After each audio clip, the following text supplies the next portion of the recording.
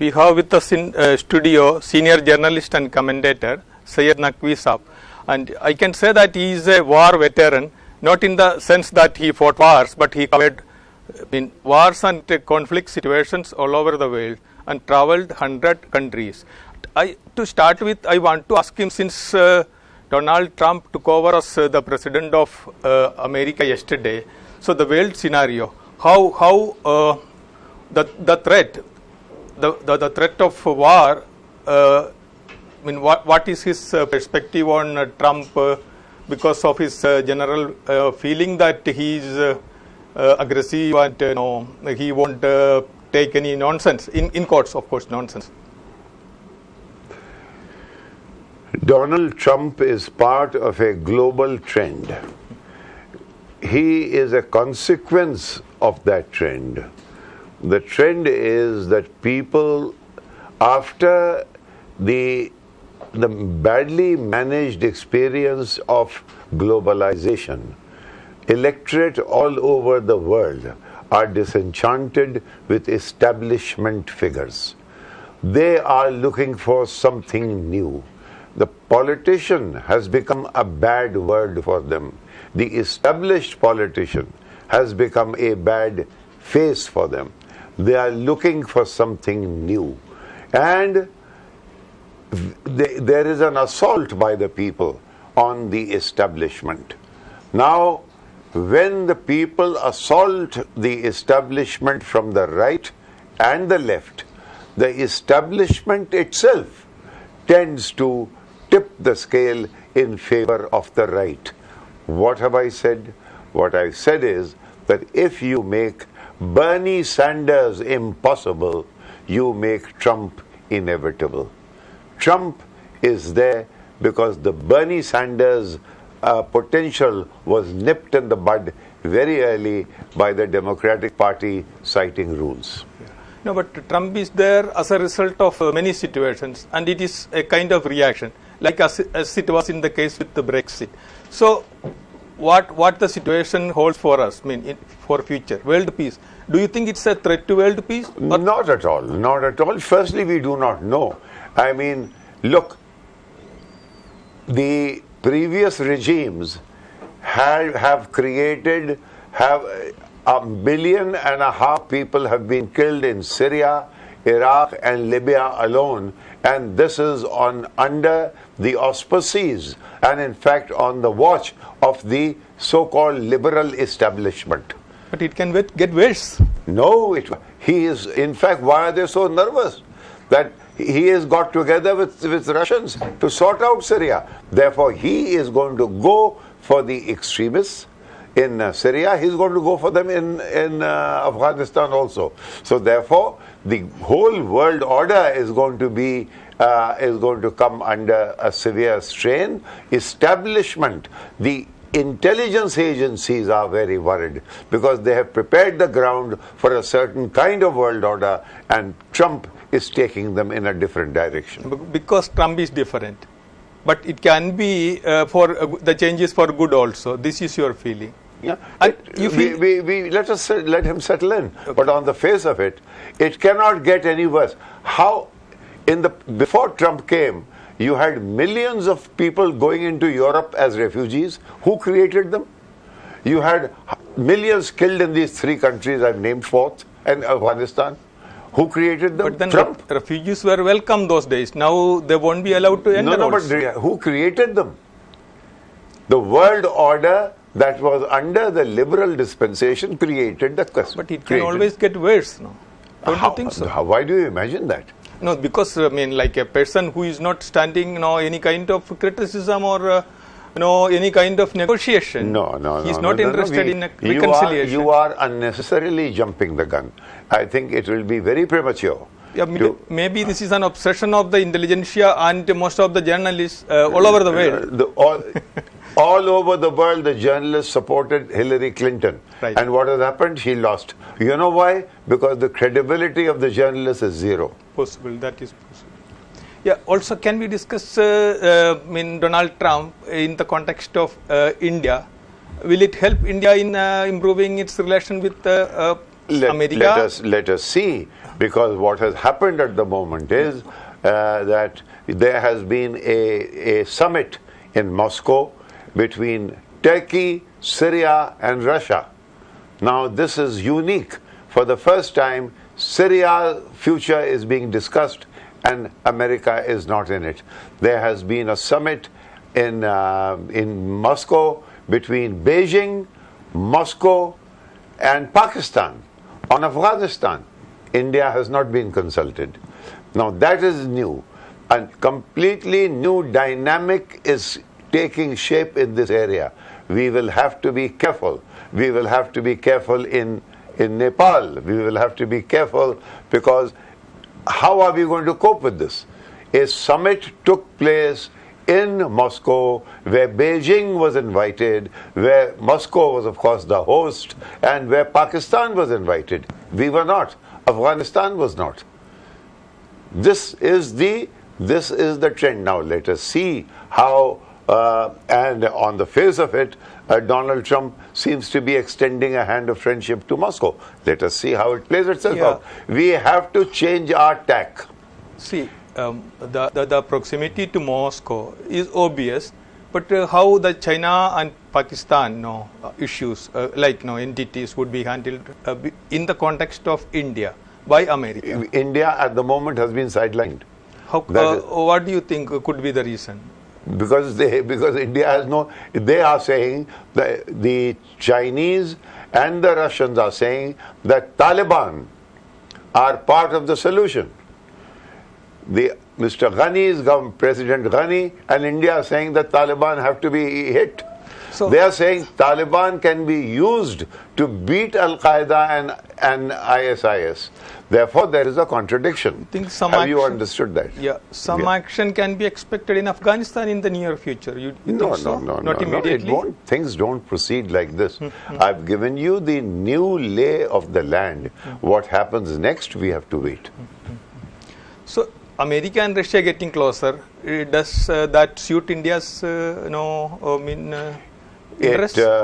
It certainly does not, because every power, every emerging power wants every other power to be distant from each other, so it has more space to play with. So therefore it is not in India's interest to that extent. And also in the context of China and India. Well, the Americans must be thinking very hard how to be equidistant between Russia and China. In other words, if Chinese and the Russians come together, that would be a bad day for America. We have placed our eggs in the American basket, but the Americans have a nightmare scenario if China and Russia come together. I have already told you that a summit has taken place in Moscow, in which China, Moscow and Pakistan were there. Yeah. You should be alarmed. When it comes to India and Pakistan, what would be the Trump administration's stand? India, we have to see that. It's too early. Let us see.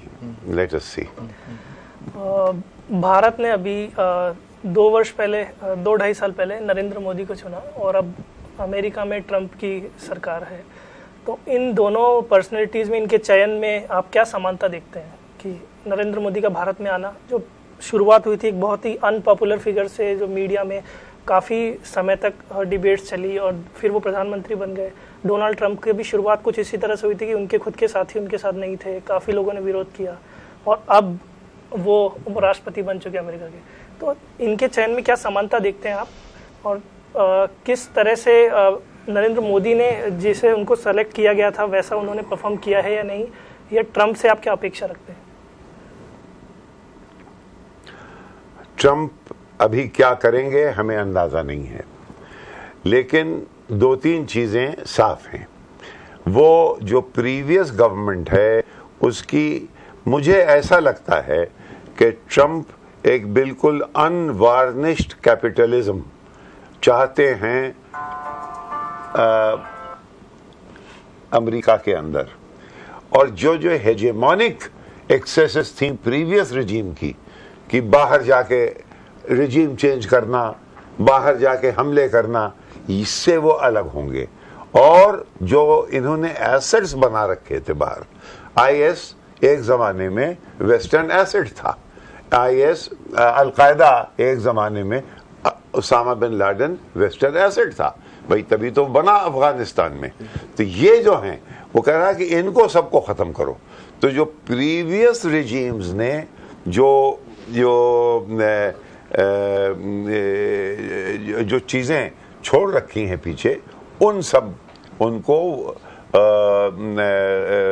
उनसे लड़ना और उनको कमज़ोर करना और उनको eliminate करना, ये मुझे लगता है कि ट्रंप की कोशिश शुरू में होगी। इनका जो एड्रेस में उन्होंने कहा मैं टेररिज्म को वाइप आउट करूंगा, जी, do you think anything of that kind is possible or he would attempt to do that? ये तो एक स्टेटमेंट है, लेकिन अगर वो टेररिज्म के खिलाफ गए तो इसका क्या मतलब हुआ? इसका मतलब ये है कि वो जमात अल नुसरा के खिलाफ गए, इसका मतलब हुआ कि वो आईएस के खिलाफ गए, इसका मतलब ये हुआ कि वो अलकायदा के खिलाफ गए, इसका मतलब क्या हुआ? इसका मतलब सीरिया बच गया, इसका मतलब इराक बच गया।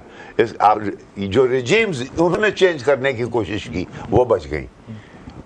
और हमारे दोस्त जो हैं अशरफ गनी वो नर्रे में आ गए, क्योंकि ये कह रहे, वो तो लड़ाई लड़ रहे हैं तालिबान से, ये कह रहा है कि नहीं, तालिबान जो हैं, वो रूस कह रहा है कि तालिबान हमारे एलाइज हैं, क्योंकि वो तो अफगानिस्तान के अंदर लड़ाई लड़ रहे हैं ना, लेकिन आईएस और अलकायदा बाहर लड़ रहा है। उसका खतरा हमें है कॉकेसस में, उसका खतरा हमें है सिंकियान में, उसका खतरा भारत को होना चाहिए, बल्कि हमें भी अपनी लाइन बदलना पड़ेगी। भारत और पाकिस्तान के परिप्रेक्ष्य में पिछले काफ़ी सालों में काफ़ी वार्ताएं हुई है और फिर वापस हम वहीं आ गए हैं, फिर वार्ताएं हुई है, फिर नए लीडरशिप आई है, फिर से नई शुरुआत हुई है और फिर हम वहीं आ जाते हैं जहां से हम शुरू करते हैं। तो आपको क्या लगता है कि भारत और पाकिस्तान के संबंधों का फ्यूचर क्या हो सकता है अब आने वाले समय में, जो आप देख रहे हो, जो आपको लगता हो? देखिए, बहुत से सवालात ऐसे होते हैं जिनको कि उनकी जड़ में जाना पड़ता है। जैसे एलोपैथी जो है वो आप एंटीबायोटिक से आप ख़त्म कर दें, लेकिन जो आयुर्वेद है वो जड़ों में जाती है और जाके उसको जड़ से बीमारी को दूर करती है। यहाँ पे जड़ जो है, गड़बड़ जो हुई थी वो 1947 के पार्टीशन से हुई थी। एक हमारे पास एक मुल्क आप भी ने बनाया, हमने, जिन्ना ने, माउंटबैटन ने, 3 गिल्टी पार्टीज हैं जिन्होंने एक मुल्क बनाया। उस मुल्क से हम नफरत करने लगे और उससे नफरत, और एक ऊपर कश्मीर छोड़ दिया, वो भी मुसलमान, ये मुल्क भी मुसलमान, हिंदुस्तान के अंदर भी 180 मिलियन मुसलमान।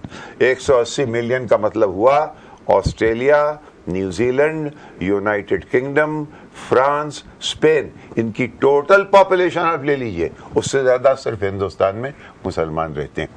अब इनका आप क्या समाधान करना चाहते हैं?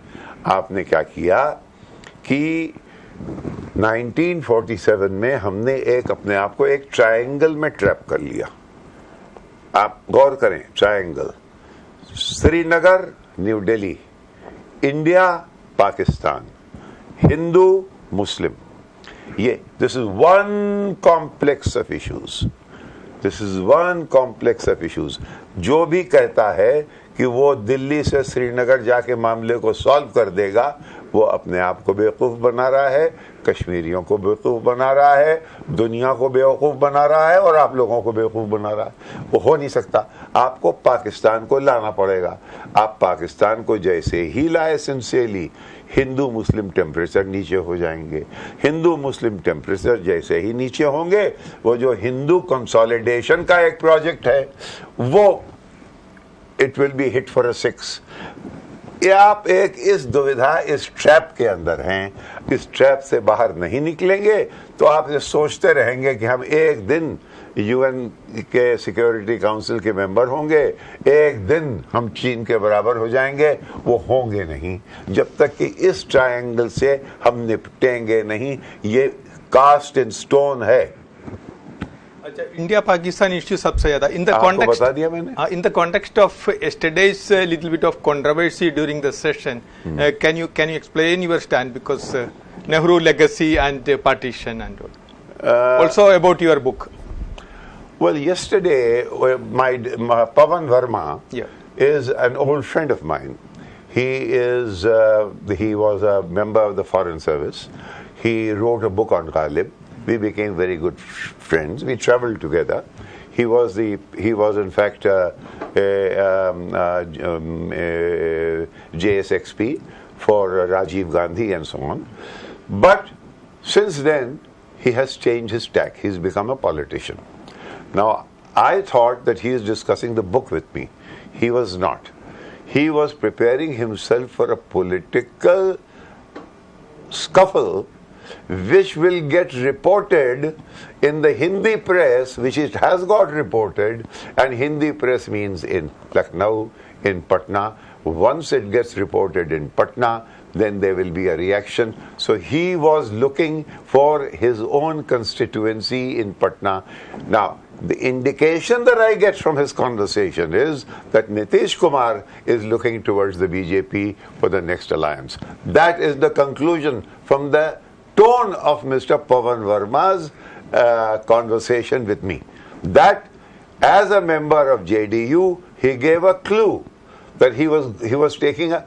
You see, JDU has never made statements like Muslim marauders and Muslim invaders came to India. He said all those things, which was never his line. Now, this means he's playing to a gallery, which means that he is a politician now, and therefore in the future, you may, I may be wrong, but you may get some movement between BJP and Mr. Nitish Kumar, particularly after the consolidation of an arrangement between Akhilesh and Congress in UP.